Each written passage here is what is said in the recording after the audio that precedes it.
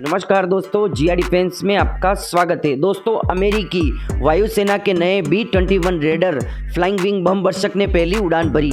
जी हां दोस्तों, उड़ने वाले पंख के आकार के अमेरिकी वायुसेना के B-21 रेडर बम वर्षक ने शुक्रवार को अपनी पहली उड़ान भरी, जो नॉर्थप ग्रुमन NOCN द्वारा निर्मित लंबी दूरी के परमाणु सक्षम स्टील्थ बम वर्षक के नए बेड़े को तैयार करने की दिशा में एक अगला कदम है।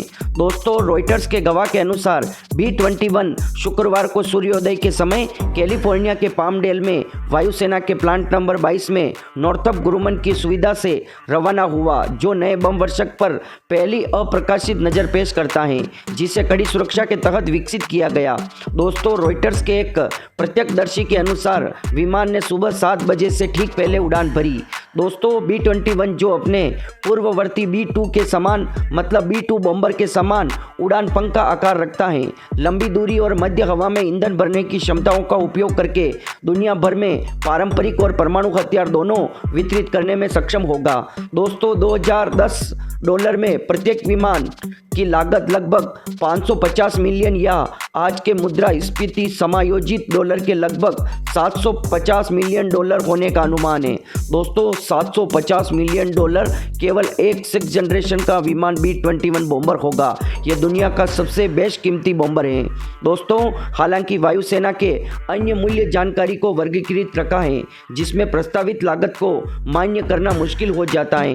कांग्रेसनल रिसर्च सर्विस ने 2021 की एक रिपोर्ट में कहा, वायुसेना की योजना कम से कम 100 विमान खरीदने की है और B-1 और B-2 बम वर्षकों को बदलने की। पेंटागन के आंकड़ों के अनुसार B-1 को संचालित करने की लागत लगभग $60,000 प्रति घंटा है और B-2 की लागत लगभग $65,000 प्रति घंटा है। तो नॉर्थप के बोइंग कंपनी और लॉकहीड मार्टिन कॉर्प की टीम को हरा दिया है, जब उसने बम वर्षक बनाने का 2015 का अनुबंध जीता।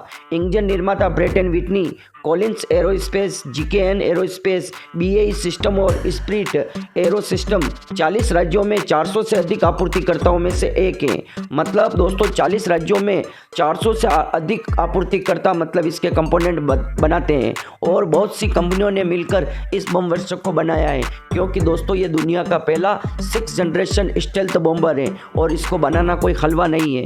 दोस्तों, B-21 का सार्वजनिक अनावरण दिसंबर 2022 में किया गया था, लेकिन इसकी पहली उड़ान को लेकर वर्षों से उम्मीदें बनी हुई थी और दोस्तों जो शुक्रवार को पूरी हो गई।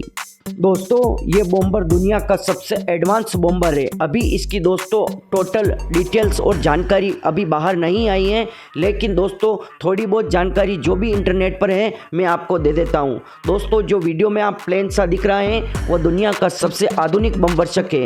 अमेरिका ने दावा किया है कि आज तक ऐसा बॉम्बर नहीं बनाया गया।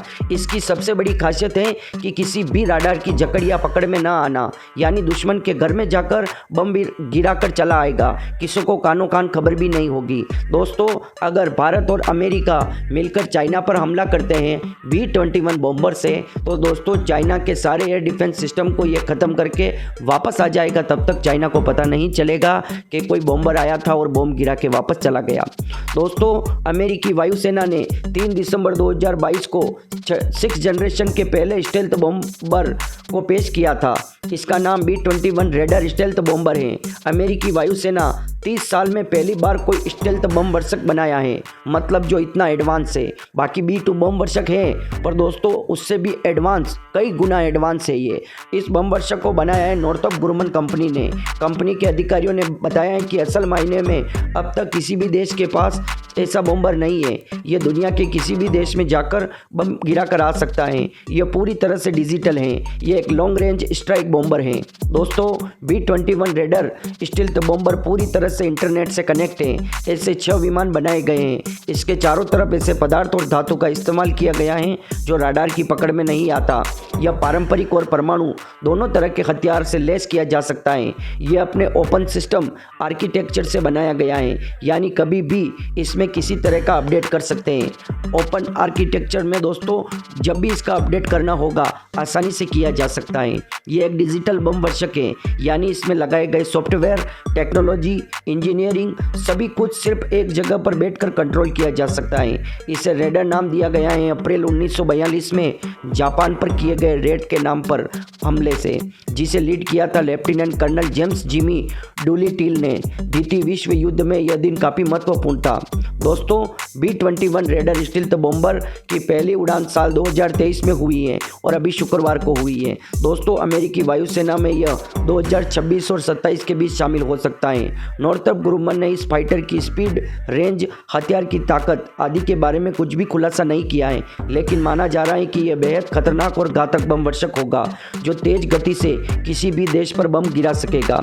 दोस्तों, B-21 रेडर स्टील्थ बॉम्बर में प्रेट एंड विटनी का F135PW100 इंजन को मॉडिफाई करके लगाया है, यानी यह करीब 2000 किलोमीटर प्रति घंटा की रफ्तार से उड़ पाएगा। किसी भी बम वर्षक के लिए यह गति काफ़ी तेज मानी जाती है।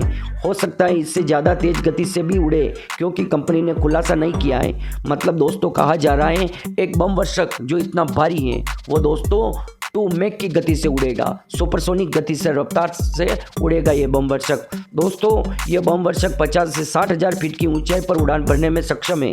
इस बम वर्षक के साथ अमेरिका के नए जमाने के लंबी दूरी के फाइटर जेट्स भी बना रहा है, जिसे पेनिट्रेटिंग काउंटर एयर नाम दिया गया है। नए फाइटर जेट्स के साथ मिलकर यह बम वर्षक दुनिया के किसी भी कोने में तबाही मचाने में सक्षम है दोस्तों। और इस बम वर्षक को पायलट और बिना पायलट दोनों तरफ से उड़ाया जा सकेगा। आप सोच के देखिए कि इतना भारी बम वर्षक अमेरिका में बैठे बैठे कंट्रोल करके चाइना पर हमला करके ये वापस आ जाएगा। दोस्तों, अमेरिका का ये भी दावा है कि दुनिया के सर्वश्रेष्ठ air defence system S-400, BMD या S-500 ये भी राडार में इसको पकड़ नहीं पाएंगे। दोस्तों, दुनिया के किसी भी राडार की अभी तक ऐसी कोई ताकत नहीं है कि B-21 रेडर को देख सके, क्योंकि दोस्तों इसकी डिज़ाइन इस प्रकार से की गई है। इस पर दोस्तों पेंट और ऐसे मटेरियल का उपयोग किया गया है जो राडार की किरणों को पूरी तरह से अवशोषित कर लेगा। कुछ भी किरण वापस राडार से नहीं टकराएगी, इसलिए दोस्तों ये राडार में नज़र नहीं आएगा। और दोस्तों इसकी स्पीड इतनी तेज होगी कि ये बम गिराकर वापस चला जाएगा, तब दुश्मन को पता भी नहीं चलेगा। और दोस्तों इसकी सटीकता इतनी खतरनाक होगी कि जहां बम गिराना वो 20 से 30 मीटर के दायरे में यह बम गिराएगा, मतलब अचूक लक्ष्य होगा इसका। दोस्तों ये बम वर्षक या बम्बर अकेला नहीं उड़ेगा, इसके लिए दोस्तों कहा जा रहा है कि फाइटर जेट्स का निर्माण किया जा रहा है, वो भी दोस्तों 6 जनरेशन के होंगे और शायद उन फाइटर जेट में अंदर बैठे पायलट कंट्रोल करें या कंट्रोल रूम से इनको कंट्रोल किया जाएगा। दोस्तों ये अलग अलग तरह के B-21 बॉम्बर का निर्माण किया जाएगा, पायलट के और बिना पायलट के। दोस्तों दुश्मन पर हमला करने के लिए जिस प्रकार अमेरिका अपना एयरक्राफ्ट कैरियर, सबमरीन और फ्रिगेट, कॉरवेट, डिस्ट्रॉयर भेजता है, मतलब उसी तरह से दोस्तों ये दुश्मन पर हमला करने के लिए अपने 6 जनरेशन फाइटर जेट, उनके साथ ड्रोन और दोस्तों ये B-21 बॉम्बर एक पूरी टीम चलेगी, ताकि दोस्तों दुश्मन के किसी भी हमले का जवाब दिया जा सके। और अगर दुश्मन दोस्तों जिस प्रकार से एयरक्राफ्ट कैरियर पर कोई भी मिसाइल फायर करता है या कोई भी हमला करता है तो फ्रिगेट और कॉरवेट उसका बचाव करते हैं, उसी तरह से दोस्तों यह बम वर्षक इतना महंगा है कि साथ में चल रहे फाइटर जेट और जो ड्रोन होंगे वो इस बॉम्बर का बचाव करेंगे, मतलब किसी भी हालत में इस बम वर्षक को कोई भी गिरा नहीं पाएगा। और दोस्तों इसमें आर्टिफिशियल इंटेलिजेंट का भी इस्तेमाल किया जा रहा है और अमेरिका की जितनी कंपनियां हैं इसको, नॉर्थरप ग्रुमन तो मेन कंपनी है, पर दोस्तों बोइंग, लॉकहीड मार्टिन और बाकी जितनी भी कंपनियां हैं, कोई राडार का निर्माण कर रही है, कोई कंप्यूटर, कोई सॉफ्टवेयर, कोई आर्टिफिशियल इंटेलिजेंट, और जो इसका एल्गोरिथम बनाया जाएगा वो दोस्तों अपने आप खुद भी डिसीजन ले सकेगा। अगर उस पर हमला होता है तो किस प्रकार से उसको बचना है, किस प्रकार से राडार के सामने उसको गुजरना है। दोस्तों भारत भी अपना बम वर्षक बना रहा है, पर वो छोटा है दोस्तों, वो 13 टन का होगा, जिसको हम घातक UCAV कहते हैं। दोस्तों बाकी हम नहीं बना सकते क्योंकि ये $750 मिलियन का तो केवल बम वर्षक है, और दोस्तों जो इसके साथ हथियार लगेंगे उसे टोटल मिलाकर ये 1025 मिलियन से भी अधिक डॉलर हो रहे हैं। दोस्तों इतनी रकम कोई भी देश खर्च नहीं कर सकता अमेरिका के अलावा। तो दोस्तों पूरा वीडियो आपको कैसा लगा? अगर वीडियो अच्छा लगा हो तो वीडियो को लाइक, कमेंट, शेयर और सब्सक्राइब करना ना भूलें, और कमेंट बॉक्स में जय हिंद लिखकर हमारा मनोबल बढ़ाएं। जय हिंद दोस्तों।